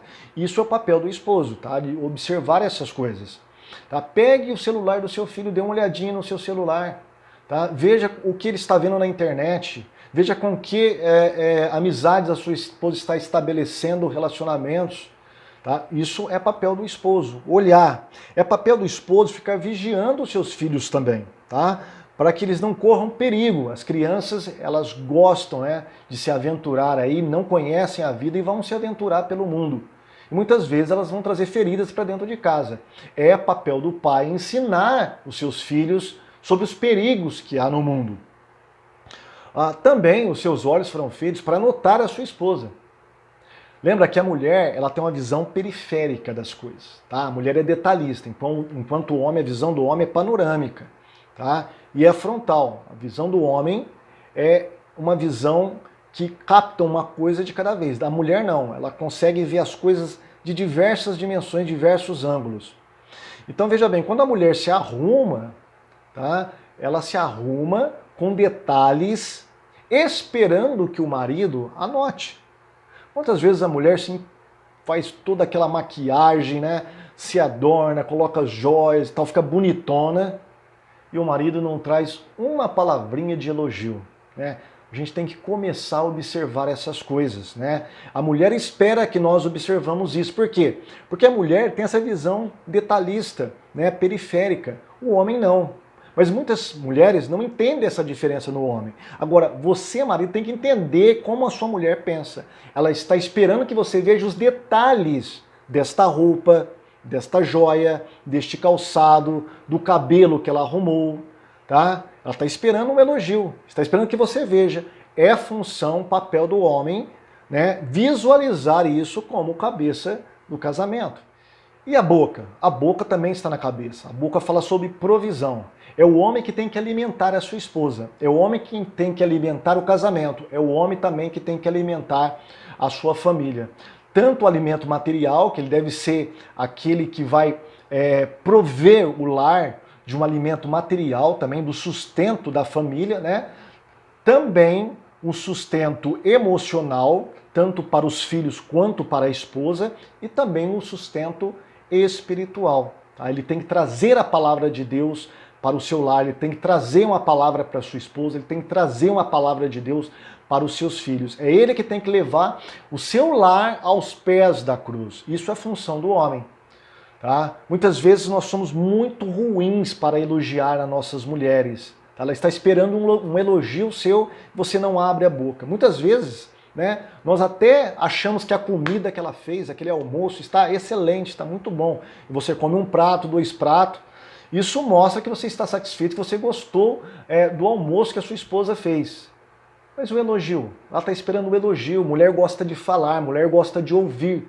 Ela está esperando ouvir da sua voz, tá? Que aquele almoço que ela fez é muito bom. Você pode fazer isso na hora da oração, na hora que você estiver agradecendo pelo alimento. Senhor, obrigado por este alimento e obrigado pela minha esposa que fez de maneira tão carinhosa este alimento para todos nós.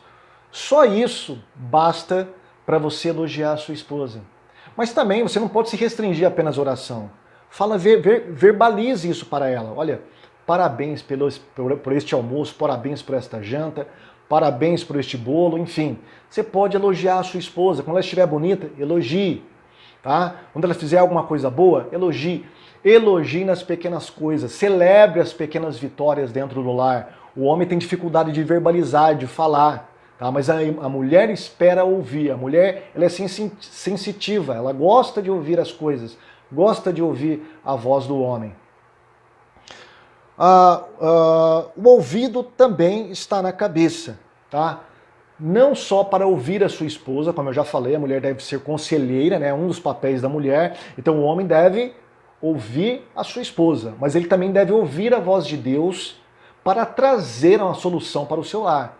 O homem deve se ajoelhar, buscar a presença de Deus quando o seu casamento, quando a sua família estiver passando por alguma crise.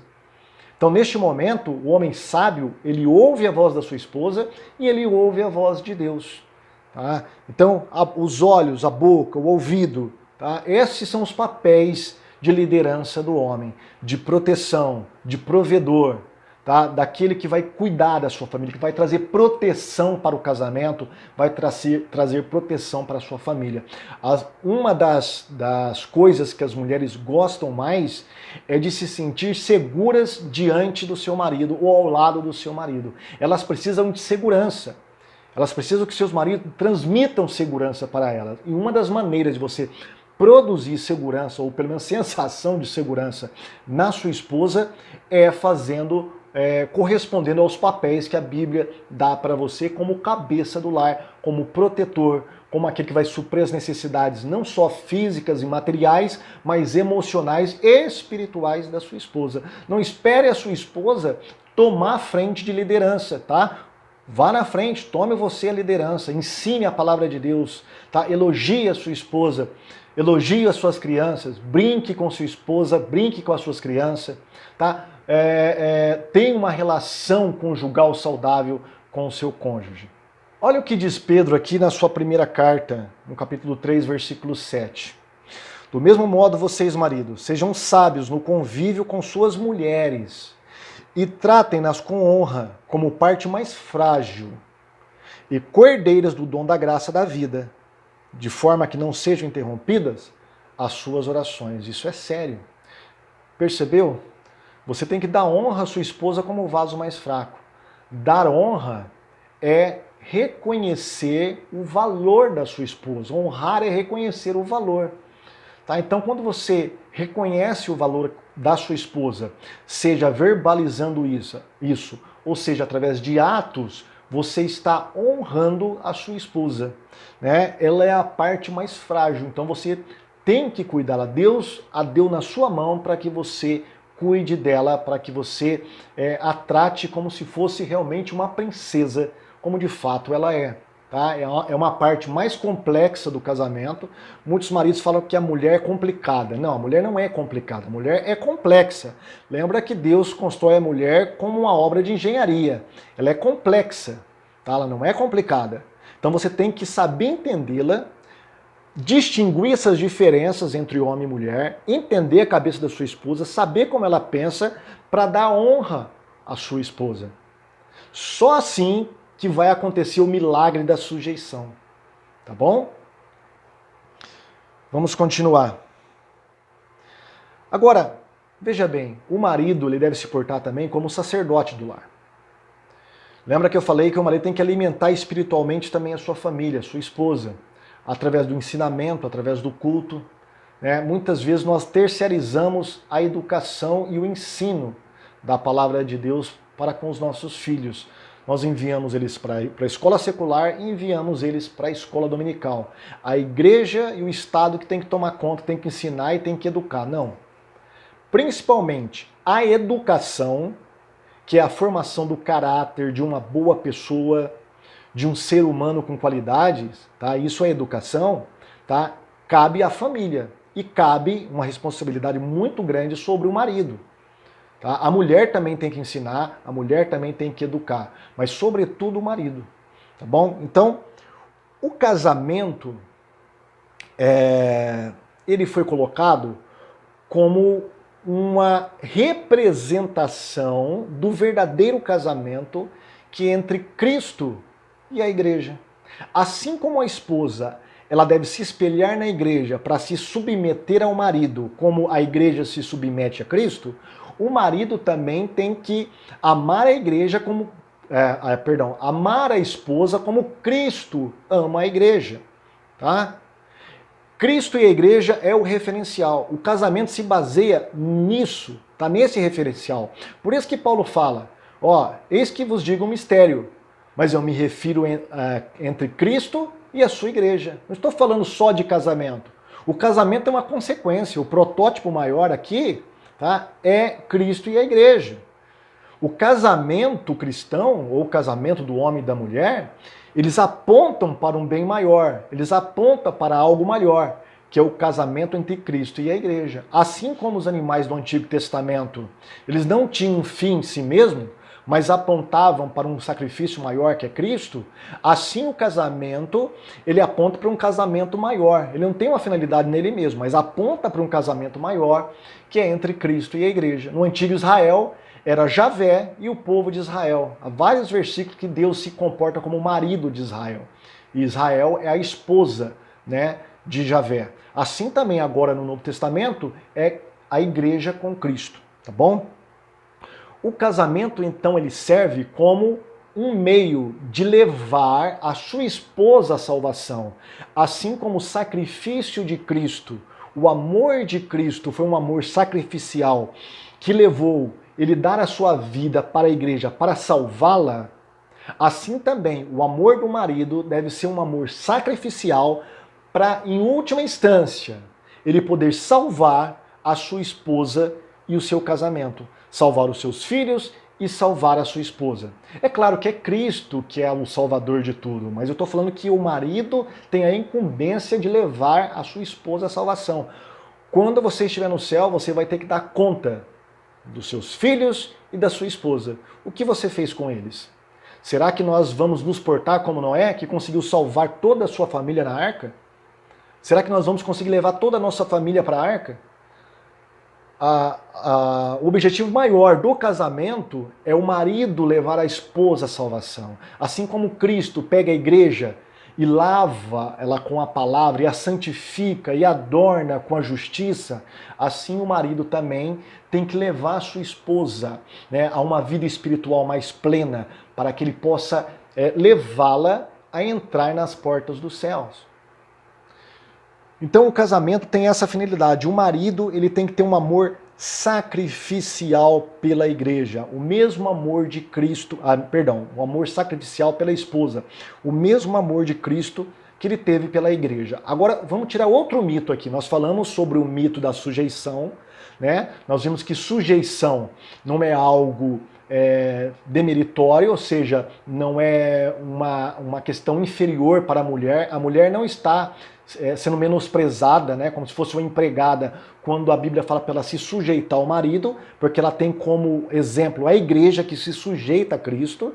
Nós vimos que a sujeição diante de alguns versículos bíblicos, não tem nada de inferioridade. Agora, quando o marido ama a esposa, ele tem que amá-la com um amor sacrificial baseado no amor de Cristo pela igreja. Agora vamos entender o que é amor, tá? Quando as pessoas ouvem a palavra amor, já vem logo a palavra sentimento junto. É como que amor sem sentimento não pudesse existir, né? Ou a palavra mais falada hoje em dia, né? O afeto. É necessário haver afeto. Se não houver afeto, não há casamento. Não. Se não houver afeto, não há amor. Não, calma. Vamos ver o que é o amor cristão. O amor cristão não é sentimento. Por quê? O sentimento, ele é volúvel. Ele está sujeito a altos e baixos. Né? O sentimento é assim, o afeto é assim. No entanto, o amor cristão não é sentimento. O amor cristão é uma disposição da vontade para fazer o que é certo, o que é bom, o que é correto e o que é belo. Tá? Vou repetir. O amor cristão não é sentimento. O amor cristão é uma disposição da vontade para fazer o que é correto, o que é certo. Por isso que agora a gente pode entender porque Cristo mandou a gente amar os nossos inimigos. Amar os seus inimigos não tem nada a ver com sentimento. A Bíblia não fala para você gostar dos seus inimigos, para você ter afeto pelos seus inimigos. Não, ela manda você amá-los. Tá? O amor, então, é essa disposição. Você tem que ter essa vontade para fazer e obedecer a palavra de Deus naquilo que for correto. É isso que é o amor cristão. Então, muitas vezes, o amor cristão do homem para a mulher vai passar por certas rebeldias da sua esposa. Mas ele está visando o quê? O que é certo, o que é correto dentro da palavra de Deus. E dessa maneira, ele se comportando dessa maneira, fazendo o que é certo, o que é correto, de acordo com a palavra de Deus para o casamento, aí sim ele está amando a esposa. É o amor ágape. É o amor ágape. Vamos dar uma recordada no amor ágape? Vamos lá. O amor cristão, ele tem como referencial a submissão de diversas esferas de amores para o amor ágape. Tá? Por exemplo, você está vendo aí, tá? Vários tipos de amores que nós temos nos nossos relacionamentos. O amor storge, que é o amor de afeição, de afeto, o amor filéu, que é o amor de amizade, o amor Vênus, que é o amor sexual, o amor eros, que é o amor de amante, o amor conjugal, né? O amor de almas. Tá? Todos esses tipos de amores têm que estar submetidos sobre a sujeição do amor ágape, que é o amor altruísta, que é o amor de Deus. Tá? Por exemplo, se o seu amor, o amor filéu, estiver no centro, regendo os demais amores, e acabar a amizade entre o homem e a mulher, acabou o casamento. Não há mais por onde buscar. A mesma coisa, por exemplo, o amor Vênus. Se for um amor apenas físico, né, sexual. Se o amor Vênus estiver no centro disso, né, no lugar do ágape, né, quando acabar o desejo ou acabar a beleza física, né, entre o homem e a mulher, vai acabar o casamento. Então, esses outros amores aqui, que são periféricos na nossa, são importantes. Né? De acordo com a área, eles são importantes. Mas eles não podem estar no centro como o eixo norteador do nosso casamento. Quem deve estar no centro? O amor altruísta, o amor ágape, o amor de Deus. Esse amor, muitas vezes, ele é chamado de caridade. Tanto é que em muitas traduções fala que, ao invés de traduzir como amor, traduz como caridade. Caridade é o amor em ação. O amor posto em ação, posto em obras, tá? Então, quando Paulo fala em Colossenses 3,19, maridos, ame cada uma a sua mulher e não tratem com amargura, está falando de um amor de caridade, de obras, para você demonstrar através do seu comportamento o amor pela sua esposa. Não tem nada a ver com afetos, viu? Com sentimentos, com emoções, tá bom? Vamos ver um pouquinho como é esse amor. Ó, a essência do amor cristão é o que nós temos aí em 1 Coríntios, capítulo 13, versículo 4 até o versículo 8. Diz assim o apóstolo Paulo: o amor é paciente e bondoso, tá? Deve haver paciência no casamento. Deve haver bondade entre os cônjuges. O amor não é ciumento. Olha aí, o ciúme demais atrapalha um casamento, né? O ciúme deve ser dosado, a conta-gotas. Deve haver um ciúme normal entre um marido e uma mulher, tá? Agora, quando esse ciúme ele extrapola os limites, aí já se torna perigoso. Aqui diz que o amor ágape, ele não é esse amor ciumento, né? Esse amor esse ciúme exacerbado. Nem orgulhoso, nem vaidoso. O amor não é grosseiro, nem egoísta. Se você trata a sua mulher com grosseria, isso não é o amor ágape, não é o amor de um marido para com uma mulher que Paulo ensina em Efésios capítulo 5. Tá? Talvez seja um outro tipo daqueles amores que eu mostrei para vocês, mas não o amor ágape. O amor não guarda mágoas. Quantos casais vão dormir, né? Passa um dia, 2 dias, 3 dias, uma semana sem se conversarem, um mês sem se conversarem.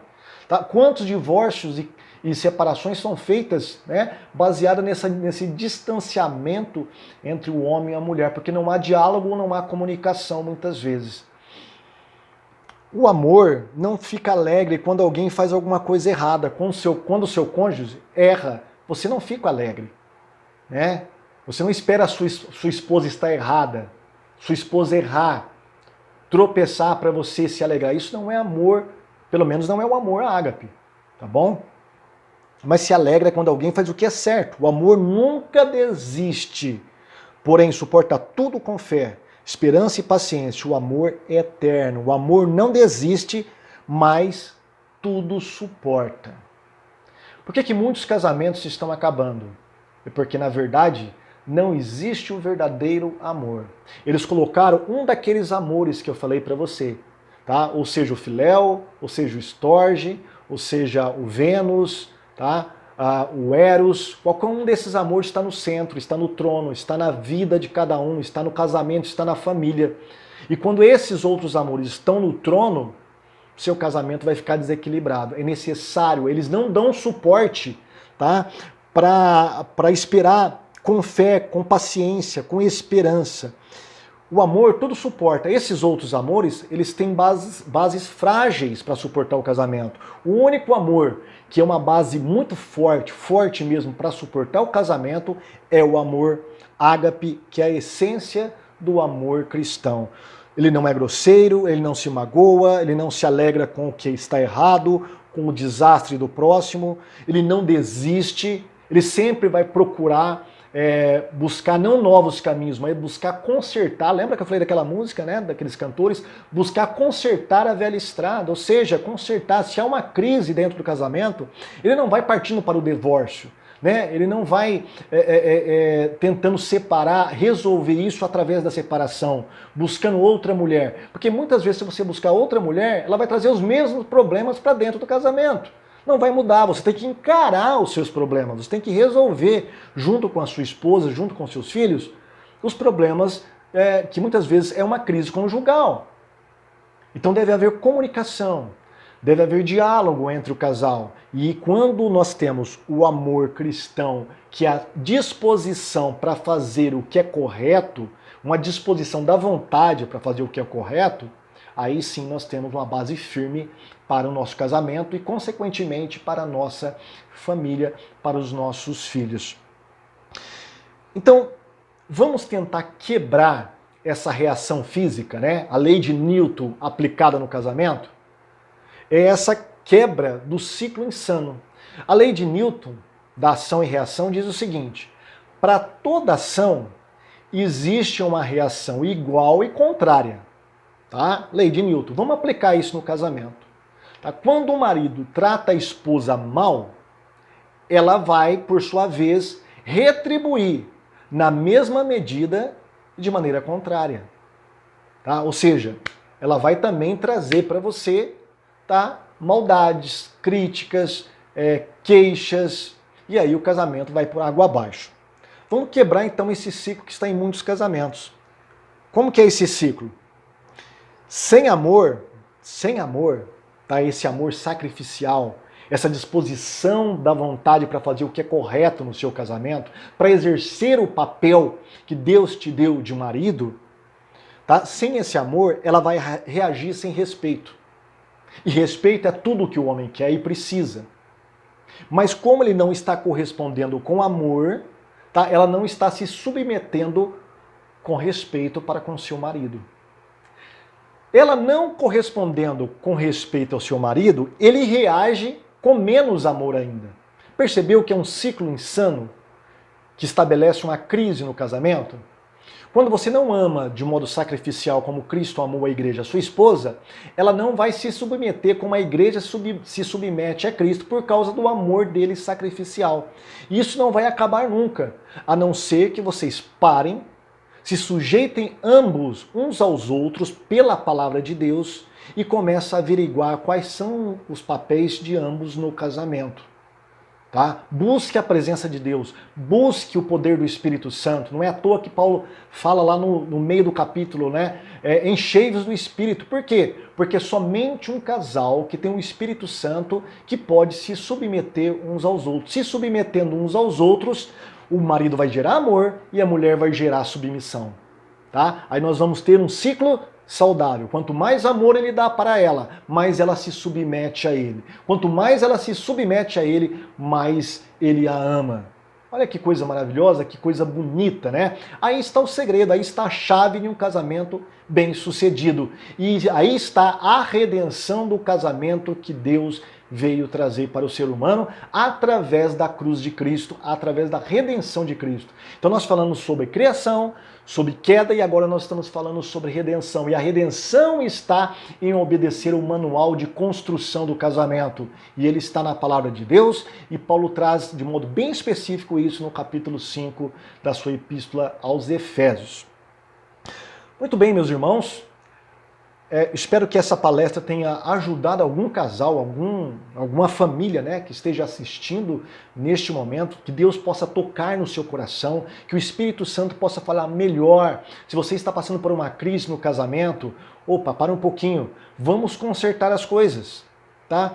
O divórcio é a solução do diabo, o divórcio não é a solução de Deus.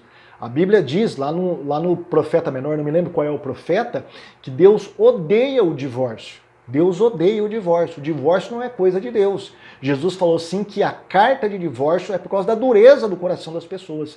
Então não seja duro de coração. Submeta-se, ambos, marido e mulher, esposo e esposa. Submeta-se à palavra de Deus. Você quer solução para o seu casamento? Você talvez não esteja vendo uma luz no fim do túnel, mas existe uma luz enorme, não no túnel, mas dentro do seu lar. A palavra de Deus. Tá? Procure na palavra de Deus. Mulher, o seu papel de mulher. Esposo, o seu papel de esposo. O seu comportamento dentro do lar. E aí entra a questão também, né? A diferença entre caráter e temperamento. Tá? O caráter diz respeito à moral, à questão espiritual, à questão de estar em trevas ou de estar na luz. O temperamento, ele não pode ser modificado, ele não é modificado. Aliás, ele não é tirado, ele é controlado. Tá? O temperamento pode ser controlado pela palavra de Deus. Há muitos casais que têm crises no casamento por causa do comportamento, ou da mulher ou do esposo. Então, através da palavra de Deus, através de se encher do Espírito Santo, produzindo os frutos do Espírito, você vai conseguir controlar o temperamento, seja da mulher ou seja do homem. Agora, caráter é diferente. Tá bom? Se você casou com um homem que não quer saber nada da palavra de Deus, não quer se submeter a Cristo, é uma pessoa que gosta de trevas, tá? Ele precisa de mudança de caráter, ele precisa se converter. Não é uma questão de temperamento dele, é uma questão de mudança de caráter. Tá? Agora, se você tem dentro do lar um esposo que entregou a sua vida a Cristo, mas tem um temperamento um pouco difícil, tá? O negócio é mais fácil, ele já se converteu, ele sabe qual é a solução do problema, onde buscar a solução, qual é a fonte da solução para a crise do casamento, então ele vai agora se submeter ao Espírito Santo e o Espírito Santo, ele vai moldar este temperamento, seja homem ou seja mulher, seja o esposo ou seja a esposa. Tá ok, meus irmãos? Então nós falamos aqui sobre como que o casamento pode ser restaurado através da redenção em Cristo. Você pode ter um casamento feliz. A sua esposa, o seu esposo, eles podem voltar a se reconciliar novamente no casamento. Vocês podem voltar a ter uma família feliz. Isso só depende de vocês se submeterem à palavra de Deus e a partir da palavra de Deus se submeterem uns aos outros e assim você vai ter um casamento abençoado, digno do que Deus colocou como o referencial de um casamento cristão, tá bom? Que Deus possa abençoar a sua vida, abençoar a sua família, abençoar o seu casamento. Essa foi a quarta palestra dentro desse ciclo de 6 palestras, cujo tema é os rumos da família. Então vamos tomar um rumo agora cristocêntrico para a nossa família. Tá bom? Deus abençoe e até a próxima palestra, se Deus assim permitir.